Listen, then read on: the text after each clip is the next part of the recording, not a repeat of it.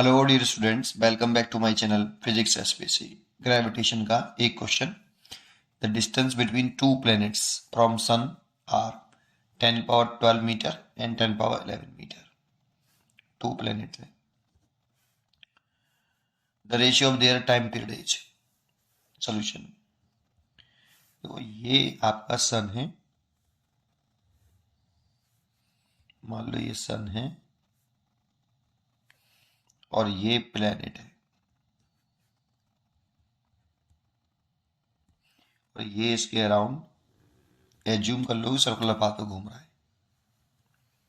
वैसे तो elliptical path पे रोल करते हैं, लेकिन एज्यूम कर लो कि सर्कुलर पाथ पे घूम रहा है और सेंटर से इस सर्कुलर पाथ की रेडियस, ये रेडियस ऑफ ऑर्बिट, वो स्मॉल आर है। तब ये ऐसे रिवॉल्व कर रहा है, ऑर्बिट वेलोसिटी है।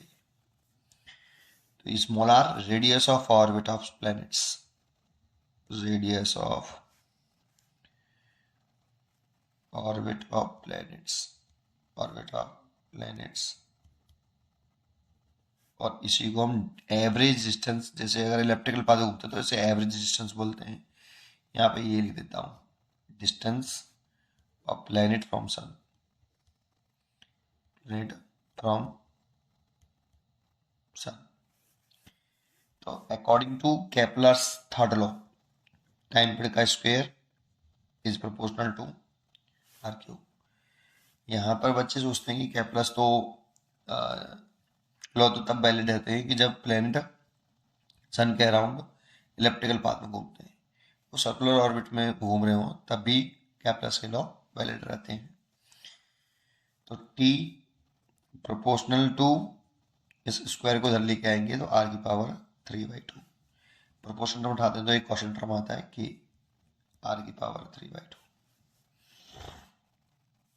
ठीक है, इतना आया। इसको for one planet, planet one अगर करते हैं तो T1 इक्वल टू के R1 की power 3/2 first equation. For second planet, planet 2 दूसरे प्लेनेट के लिए करें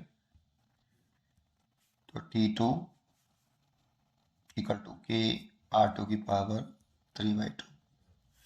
दोनों का रेशियो पूछ रहा है, T1 T2, तो केस तो कैंसिल हो जाएगा, R1 अपॉन R2 की पावर 3/2। इसे ऐसे भी लिख सकते हैं, T1 T2 R1 upon R2 की power 1 and R1 upon R2 की पावर 1/2। ऐसे इसलिए लिखा क्योंकि अगर x की पावर 3/2 हो तो उसे x की पावर 1 लिख सकते हैं multiplied by x power 1/2। Base same हो तो पावर ऐड हो जाता है, 1 प्लस 1/2, 1 प्लस 1/2 3/2 होता है,